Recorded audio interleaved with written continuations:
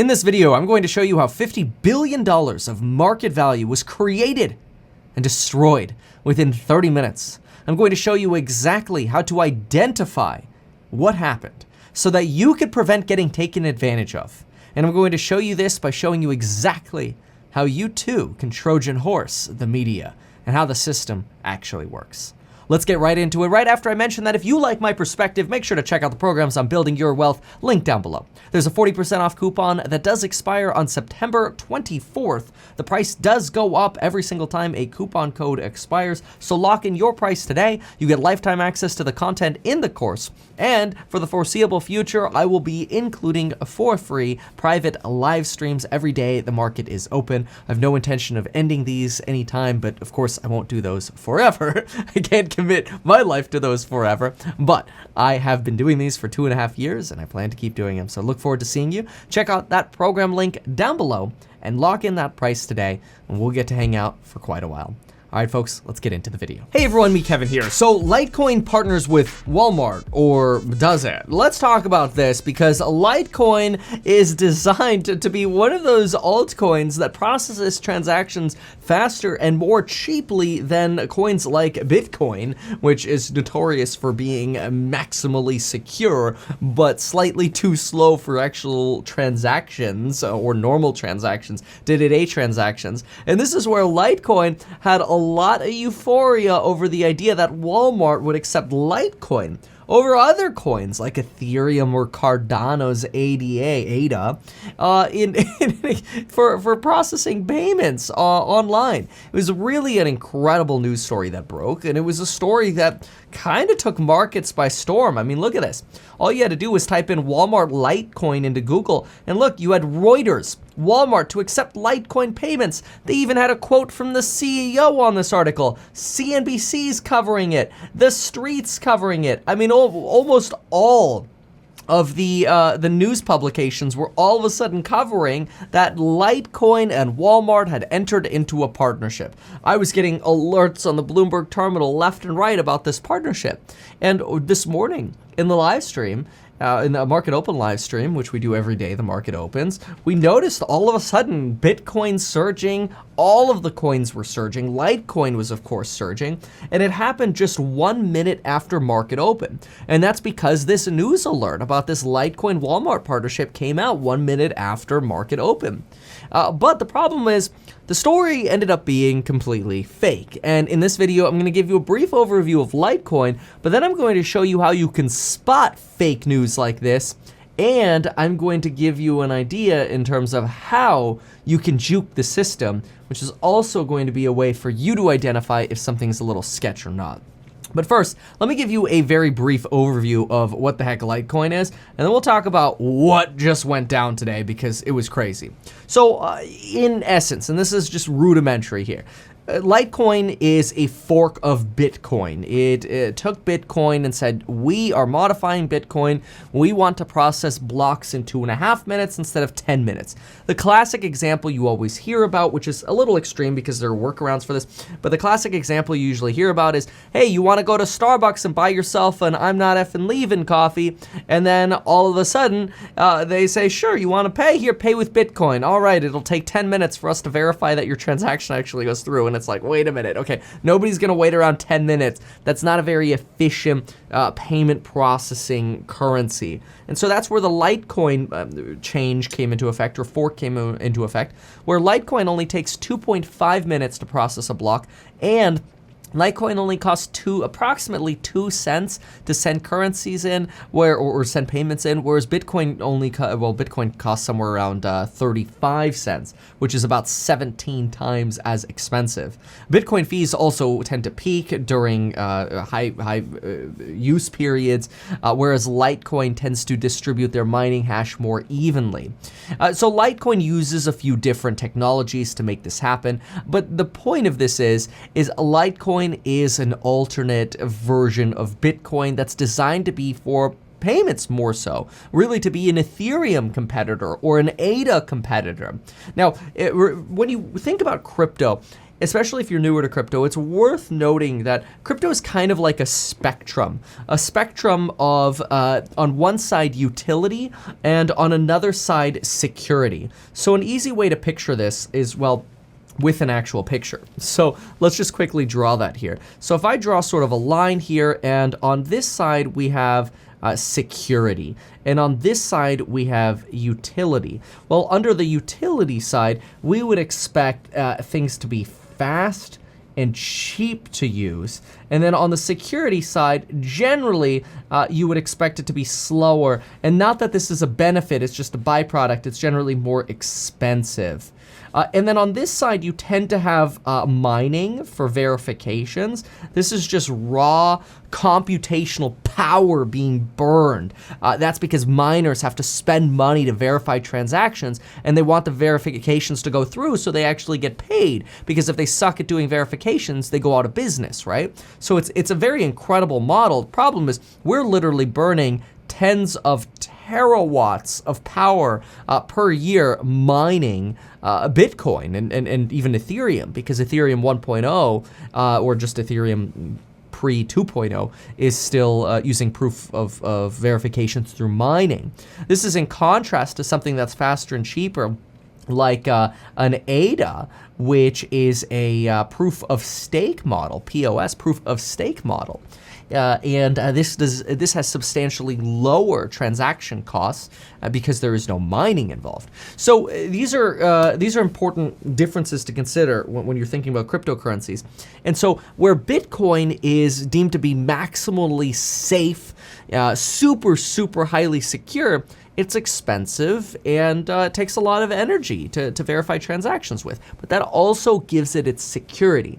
So there's always this give and take between security and utility. It's kind of like how in society there's that balance between safety in society and privacy, right? Those classic privacy versus like think Patriot Act, right? How much should the government be able to snoop into our lives to root out terrorism? How much are we willing to forego our privacy to have more security? Same thing with utility and security for cryptocurrencies.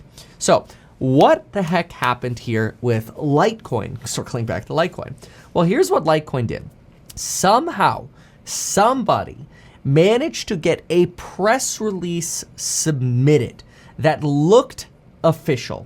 They got a press release somehow through the press services. In fact, in this case, it was Newswire that published it. And at the same time as this press release went through, somebody was able to, on the Litecoin Twitter account, tweet the link to this Newswire service.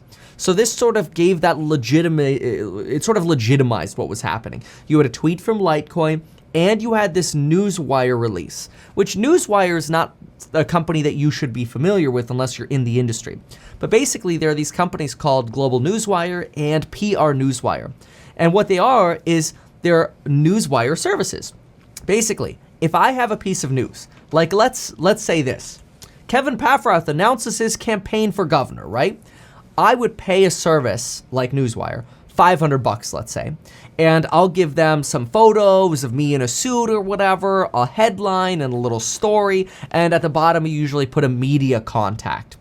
And I submit this. The Newswire service is supposed to fact check the stuff to make sure it's legit. They probably saw the tweet or something, and then pushed this Newswire piece through.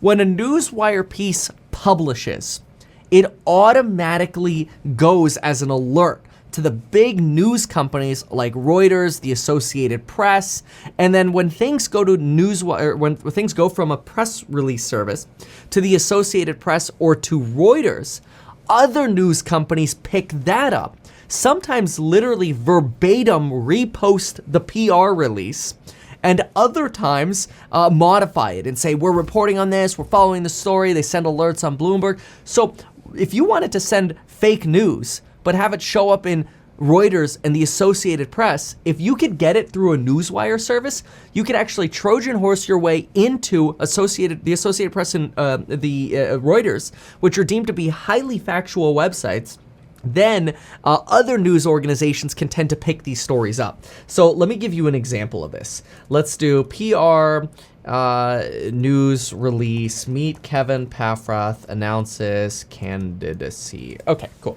So let's do a quick little Google of that here. Official announcement. Here you go. So look at this. See, PR Newswire service. Official announcement, new Democratic candidate for governor to replace Gavin Newsom, known as Meet Kevin Online. See, you put a little face, you put some information about yourself, your platform, you put a little media contact, and you usually attach some kind of PDF or whatever, right? So check this out. I Googled literally the same title we put on the PR Newswire, official announcement, new Democratic candidate for governor. It's on Market Insider. And they literally, look at that, press release, PR Newswire. So anytime you see a news article from a PR Newswire or Global Newswire or whatever, and it actually hasn't been written yet by an author, that can sometimes be something that you just want to take a double glance at.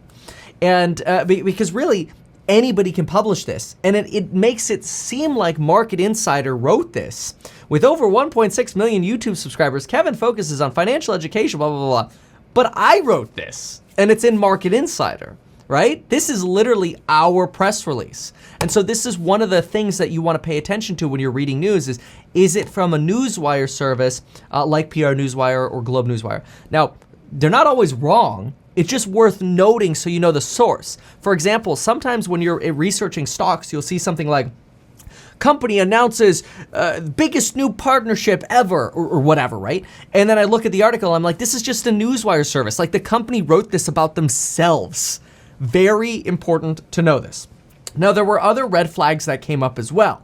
For example, when this Litecoin partnership was announced with Walmart, announced in air quotes because it's fake, right? In case you haven't noticed it yet, this is fake, okay? It did not happen. It was some kind of Trojan horse. Litecoin ended up deleting that tweet on their Twitter. But another thing that you could have looked at is sec.gov. There were no filings from Walmart.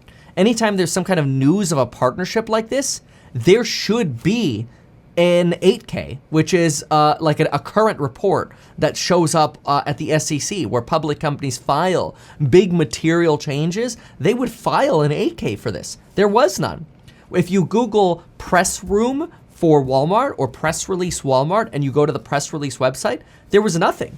In fact, we'll do that together really quick. Press release Walmart. The last thing they had was from September 8th. So you click on it here. The last update was September 8th on their corporate.walmart.com press release website here. See, newsroom. And so these are like little fact check things that you can do, because when news breaks like this, you could have serious market implications. Take a look at this. Bitcoin was trading around $44,600, $700 before the news broke. Bitcoin skyrocketed about $2,500, only for the news to come out that the news was fake, and now crypto is plummeting. It's actually like a black eye on crypto if you think about it, which is sad. But when people do these kinds of jokes and this kind of nonsense, it's a black eye on the market. Now, interestingly, you still have some hodlers here. So Litecoin still went from 173 to 180, which is great. But otherwise, Bitcoin after this is relatively red on the day, mostly down. So anyway, this gives you sort of a breakdown of what happened with Litecoin, what Litecoin is, how to identify some of the nonsense sometimes. Also worth noting that in the Walmart press release, they had a media contact at the bottom that was a really weird email address. Instead of being somebody's name at walmart.com, it was at walmart-corp.com, which when you went to that website, it was just a redirect for nothing. Like there was no website. It just sort of looped and then went to this website that's like, what is this? This is just a domain parked website kind of thing. So little red flags there, but this gives you insight in terms of how can you use a newswire service to really Trojan horse the news and spread fake news, and how to be a better critical thinker, because I'm certainly not encouraging you to spread fake news. I want you to be able to identify it. So this breaks down what happened with Litecoin and the disaster that happened today. All right, folks, thanks for watching. We'll see you in the next one.